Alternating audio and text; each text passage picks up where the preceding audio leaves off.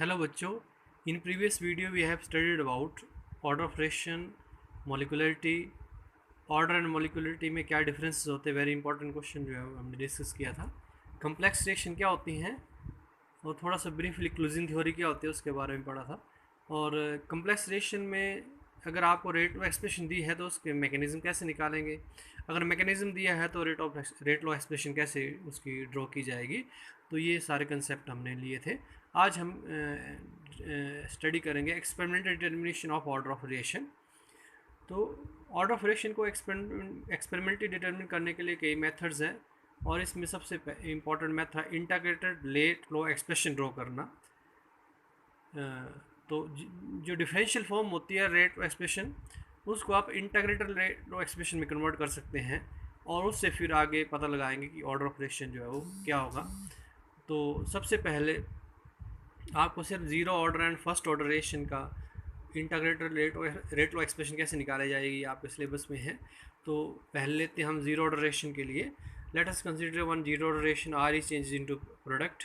तो उसकी जो डिफरेंशियल फॉर्म होगी रेट लॉ एक्सप्रेशन की वो कैसे लिखी जाएगी, minus D molar concentration of R D T is equal to K molar concentration of R की पावर ज़ीरो। ठीक है, ज़ीरो इसलिए क्योंकि ये ज़ीरो ऑर्डर रिएक्शन है। तो आर किसी भी टर्म की वैल्यू पावर ज़ीरो है तो मीन्स वो वन के बराबर होगा, तो इस जगह वन भी लिखा जा सकता है।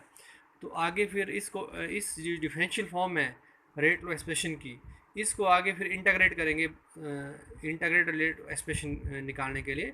Integrate this equation number one both side, तो when we get it is sign of integration. ये इंटीग्रेशन का साइन है, ये आप मैथमेटिक्स में पढ़ते हैं। और इस इंटीग्रेशन में जो है कांस्टेंट जो बाहर आ जाता है, इंटीग्रेशन जो है कांस्टेंट की नहीं होती, कांस्टेंट वैल्यू की नहीं होती है। तो कांस्टेंट के इज़ ए कांस्टेंट, तो ये बाहर आ जाएगा। और फिर इंटीग्रेशन आगे डी आर मोलर कंसंट्रेशन जो है और के into integration of D T हो जाएगा। तो इंटीग्रेशन और डिफरेंशिएशन आपस में रेसिप्रोकल होते हैं, ये आपस में कैंसिल हो जाएंगे और इससे सीधे आर मोलर कंसंट्रेशन बन जाएगा, माइनस साइन तो है ही है इसके साथ, is equal to K T हो जाएगा। टी क्योंकि डिफरेंशिएशन और इंटीग्रेशन यहाँ पे भी कैंसिल हो गए, तो के टी प्लस सी जो एक इंटीग्रेशन कांस्टेंट होता है जिसकी वैल्यू हम इस तरह से निकाल सकते हैं। Suppose T is equal to zero है, जब शुरू हाथ में T is equal to zero में शुरू इनिशियल कॉन्सेंट्रेशन जो है वो R is equal to R naught होगी, इनिशियल कॉन्सेंट्रेशन रिएक्टेंट है ये। तो टी ज़ीरो है तो आर कॉन्सेंट्रेशन जो है इट इज़ आर नॉट। ठीक है, तो ये वैल्यूज़ अब आप यहाँ पे भरेंगे तो टी की जगह ज़ीरो हो जाएगा, तो ये टर्म पूरी जीरो हो जाएगी। तो सी की वैल्यू फिर आ जाएगी आर नॉट के बराबर, माइनस आर नॉट। तो आगे इस तरह से ये निकाली हुई है, C is equal to minus R nought आ जाता है। सी की वैल्यू भर देंगे इक्वेशन नंबर जो पिछली इक्वेशन है, इक्वेशन नंबर जो भी टू है, ये थ्री है, जो भी टू इक्वेशन नंबर टू में ये वैल्यू भरेंगे तो ये आ जाएगा minus R is equal to K T minus R nought. R nought यहाँ पे इनिशियल कॉन्सेंट्रेशन है, इसको रीअरेंज करके लिखेंगे। आर नोट को इस तरफ लेके जाऊँगा तो R naught minus R concentration is equal to K T बन जाएगा। और टी जो है it is R naught minus R divide by K, या K is equal to R naught minus R concentration divide by T. तो ये जो दोनों इक्वेशन है it is integrated rate law expression for the zero order reaction. ठीक है, for the zero order reaction. अब इसमें देखिए जो सिंबल यूज़ किए हैं वेरी, आर नॉट क्या है, it is concentration of reactant at time T is equal to zero, that is initial concentration है, ये फिक्स है। शुरू में आपने कितनी कॉन्सेंट्रेशन ली आपको पता है ये। ठीक है, और के रेट कांस्टेंट होता है इस रिएक्शन का, वो कांस्टेंट है वैल्यू अभी। विद रिस्पेक्ट टू टी जो है ये R concentration, R molar concentration, ये concentration of reactant, molar concentration of reactant at time T. ठीक है, तो जैसे अगर 5 मिनट में आप कॉन्सेंट्रेशन निकालेंगे तो कोई वैल्यू होगी, फिर 10 मिनट में निकालेंगे तो आर की कुछ वैल्यू होगी, 15 में निकालेंगे तो वैल्यू कुछ और होगी, 20 में निकालेंगे कुछ और होगी वैल्यू। तो इस डिफरेंट टाइम में आर की वैल्यू चेंज होती रहेगी, वो डिक्रीज़ होती रहती है। तो अगर डिफरेंट टाइम में आर निकालते हैं आप और इस इक्वेशन में भरते हैं तो ओवरऑल वैल्यू के जो कांस्टेंट रहती है तो means that direction will be of zero order. ठीक है, अगर कांस्टेंट नहीं रहती है तो मींस वो अदर ऑर्डर की हो सकती है। तो इससे आप एक्सपेरिमेंटली जो है ऑर्डर ऑफ रिएक्शन निकाल सकते हैं। इस इक्वेशन को आप दूसरी फॉर्म में भी लिख सकते हैं इस इक्वेशन को, कि आप सपोज करिए कि ए जो है it is initial concentration of reactant, R is change into P, A is initial concentration of reactant and product की जीरो एस्ट एट दैट टाइम। और एट टाइम टी, कोई भी टाइम टी में टी है रिएक्शन का, तो उस टाइम जो एक्स मोल पर लीटर जो प्रोडक्ट बन गए हैं, तो रिएक्टेंट कितने रह जाएंगे, ए माइनस एक्स, क्योंकि एक्स तो कन्वर्ट हो गया प्रोडक्ट में, तो इसकी कॉन्सेंट्रेशन रिएक्टेंट की कम होकर ए माइनस एक्स हो जाएगी। जब आप इस क्वेश्चन को क्वेश्चन नंबर 4 में भरेंगे, इस ये जो वैल्यूज़ हैं, तो के किसके बराबर हो जाएगा फिर, ए इनिशियल कॉन्सेंट्रेशन, ए माइनस एक्स आ जाएगा यहाँ पे देखिए, तो ए कैंसिल हो जाएगा, तो K is equal to X divide by T, और X is equal to K T हो जाएगा। एक्स यहाँ पे it is amount of product या molar concentration of product at time T है। तो आपस में देखो ये आपस में डायरेक्टली प्रोपोर्शनल है, ठीक है। जैसे जैसे टी जो है वो बढ़ता जाएगा, तो इनका ग्राफ जो है इस तरह से स्ट्रेट लाइन होना चाहिए, टी जैसे जैसे बढ़ता जाएगा तो प्रोडक्ट भी बढ़ते जाएंगे, ठीक है। तो अगर एक्स और T, x is amount of product form at time T, ठीक है, अगर डिफरेंट टाइम में जो एक्स की वैल्यू जो है वो बढ़ती जाए, प्रोपोर्शनलिटी में बढ़े, इस तरह से स्ट्रेट लाइन आती है, तो means that direction will be of zero order. तो ये हो गया कि इंटीग्रेटेड एक्सप्रेशन जो है जीरो ऑर्डर के लिए कैसे निकाली जाएगी और कैसे पता लगाएंगे हम कि रिएक्शन जो जीरो ऑर्डर की होगी नहीं होगी, ठीक है। अब हम कह लेंगे फॉर फर्स्ट ऑर्डर रिएक्शन के लिए, let us consider first order reaction R change into P, और इसकी differential form for the rate of expression में भी written as minus D molar concentration R divide by D T is equal to K R molar concentration की power 1, क्योंकि ये first order reaction है, order 1 होगा यहाँ पे, ठीक है। तो जब आप इसको इंटीग्रेट करेंगे बोथ साइड, तो ये साइन आ गया, के बाहर आ गया, कांस्टेंट है ये, और फिर एक जैसी टर्म एक तरफ करेंगे, आर जो है ये डी आर के साथ रिलेट है, तो आर को इस तरफ लेके आएंगे, तो D R divide by R हो जाएगा integration into K D T, दूसरी तरफ आएगा डी टी, ठीक है। और जब इंटीग्रेशन होगा, तो इंटीग्रेशन ऑफ ये फार्मूला है D x divide by x की, जो इंटीग्रेशन है वो एल एन एक्स होती है, नेचुरल लॉग एक्स होती है। तो जब आप ये इंटीग्रेशन करेंगे तो ये हो जाएगा minus L N R molar concentration, natural log R molar concentration plus is equal to K T, यहाँ पे दोनों कैंसिल हो गए, differentiation integration plus C integration constant. वैसे इसकी वैल्यू निकालेंगे, तो टी अगर जीरो है तो R naught is R concentration is equal to R naught, that is initial concentration. तो ये जब वैल्यू भरेंगे तो सी की वैल्यू आ जाएगा C is equal to minus L R natural log R nought, ठीक है। तो ये सी की वैल्यू इक्वेशन नंबर ये 2 में भर देंगे सी की वैल्यू, तो फिर इक्वेशन ये बन जाएगी minus L N R molar concentration is equal to K T minus L N R not molar concentration, ठीक है। तो ये इसको रीअरेंज करेंगे, जब आप इसको दूसरी तरफ लेके आएंगे तो ये बन जाएगा L N R not minus L N R is equal to K T, जहाँ पे यहाँ पे फिर इसको फार्मूला यूज़ होगा log A minus log B is equal to log A divide by B, तो L N R not divide by R हो गया is equal to K T. अब ये लॉग जो है ये नेचुरल लॉग है, इसको लॉग बेस 10 में कन्वर्ट करने के लिए हम मल्टीप्लाई कर देते हैं 2.303 से, तो लॉग बेस 10 हो जाता है ये, तो ये फिर इक्वेशन ये हो जाएगी 2.303 log base 10 R not molar concentration divide by R is equal to K T. तो यहाँ से के निकाल सकते हैं, के जो है वो टी दूसरी तरफ चला जाएगा, ये यहाँ पे डिवाइड हो जाएगा, K is equal 2.303 divide by T log of R not molar concentration divide by R molar concentration, ठीक है। तो यहाँ पे भी जो सिंबल है के रेट कांस्टेंट होता है, जो इसकी वैल्यू कांस्टेंट रहती है रिएक्शन के दौरान, और T is a time, R naught जो है इनिशियल कॉन्सेंट्रेशन ऑफ रिएक्टेंट है, that is T is equal to 0 में, और R is a molar concentration of reactant at time T.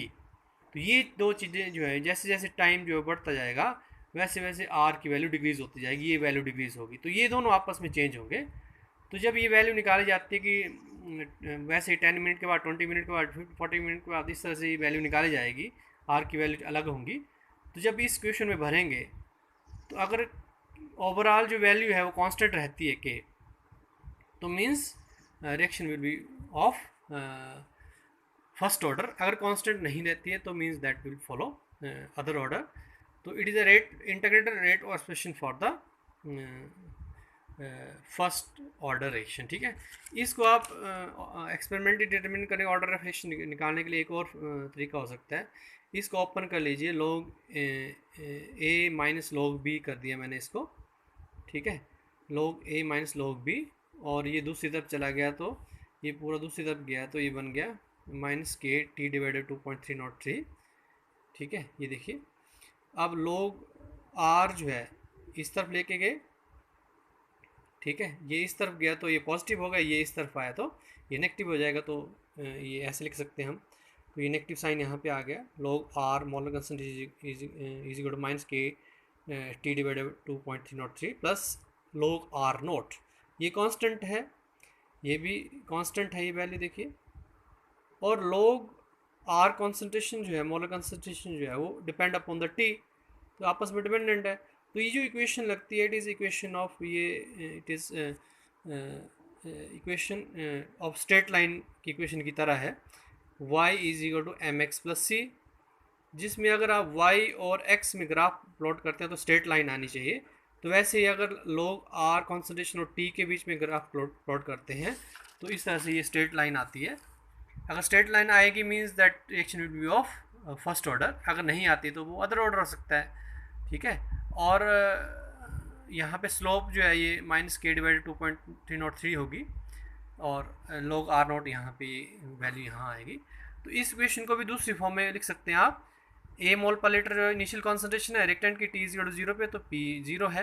Eight time T x is a mole of x mole per litre of product form, x mole per litre क्या है, product बने हैं, तो reactant कितने रह जाएंगे, ए minus x mole per litre, ठीक है। तो ये जब वैल्यू भरेंगे आप तो आर नोट की जगह पे ए आ गया और आर कॉन्सेंट्रेशन की जगह आ जाएगा ए माइनस एक्स।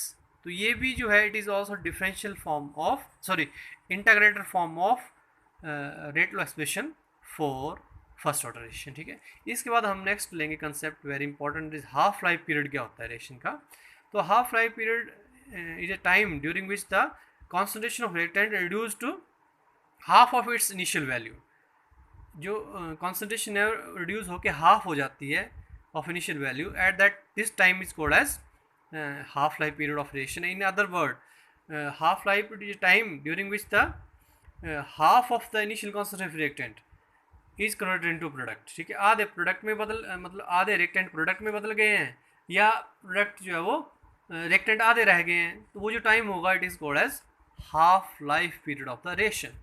तो half life period of reaction के लिए एक्सप्रेशन जो है वो कैसे निकाली जाएगी, तो उसका जैसे जीरो ऑर्डर और फर्स्ट ऑर्डर के लिए आपने निकाल लेनी है। आपको पता है for the zero order reaction जो इंटीग्रेटेड एक्सप्रेशन है may be written as T is equal to R not minus R divide by K. R naught तो यहाँ पे इनिशियल कॉन्सेंट्रेशन है और R is concentration reactant time T. तो अगर T half होगा तो इसका मतलब है कि जो इनिशियल जो कॉन्सेंट्रेशन रिएक्टेंट कितनी हो जाएगी, वो हाफ हो जाएगी ऑफ इट्स इनिशियल वैल्यू। तो concentration of reactant at time T क्या होगी, फिर टी हाफ में क्या होगी, इनिशियल कॉन्सेंट्रेशन का आधा, तो आर नॉट की डिवाइड बाई 2 हो जाएगा, ठीक है। तो अगर ये वैल्यू भरेंगे टी हाफ आ गया, आर नॉट इनिशियल कॉन्सेंट्रेशन है और ये आर कितनी होगी टी हाफ में, आर नॉट डिवाइड बाई 2, ठीक है, एंड डिवाइड बाई के है। जब इसको आप माइनस करेंगे सब्ट्रैक्ट करेंगे दोनों को, तो ये हो जाएगा आर नॉट डिवाइड बाई 2 आ जाएगा, ठीक है, और ये 2 नीचे आएगा तो 2k बन जाएगा। तो ये जो एक्सप्रेशन है it is expression for the half life period of zero order reaction. तो यहाँ पे देख सकते हैं आप टी हाफ जो है, क्योंकि ये दोनों कांस्टेंट है ना, ये 1 डिवाइड बाई 2 के क्या है, कांस्टेंट है, तो यहाँ पे टी हाफ जो है directly proportional to the R naught.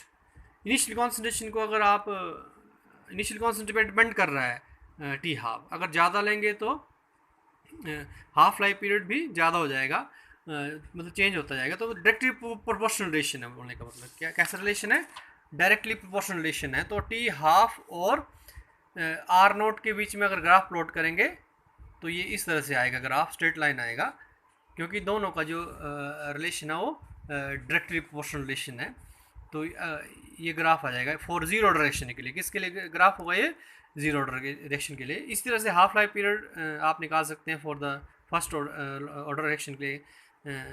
तो उसकी पहले आपने लिखी इंटीग्रेटर रेट एक्सप्रेशन लिखी, वो इस तरह से होती है, तो वही वैल्यू भर दी, ठीक है, वही वैल्यू भर दी। टी हाफ है तो आर कॉन्सेंट्रेशन कितनी, आर मोलर कॉन्सेंट्रेशन कितनी हो जाएगी, आर नॉट डिवाइड बाई 2 हो जाएगी। तो यहाँ पे आर की जगह पे आ गया R not divide by 2, R cancel हो गया, तो ये हो गया log 2 रह गया, ठीक है। log 2 की वैल्यू होती है 0.3010, तो ये वैल्यू भर देंगे log 2 की। तो जब इन दोनों को मल्टीप्लाई करेंगे 2.303 और 0.3010, तो ये मल्टीप्लाई करके आएगा 0.693 डिवाइड बाई के। तो ये एक्सप्रेशन है for the half life period of first order reaction. And यहाँ पे आप इस एक्सप्रेशन से ये पता लगा सकते हैं, it is very clear from this expression that half life period of first order reaction is always independent of initial concentration of reactant. यहाँ पे हाफ लाइफ पीरियड जो है it is always independent of initial concentration of reactant.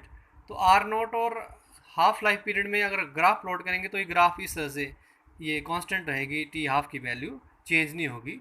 तो ये इसका मतलब ये कौन सी रिएक्शन है, ये रिएक्शन होगी फर्स्ट ऑर्डर रिएक्शन। ठीक है, तो आज के लिए इतना ही है, थैंक यू।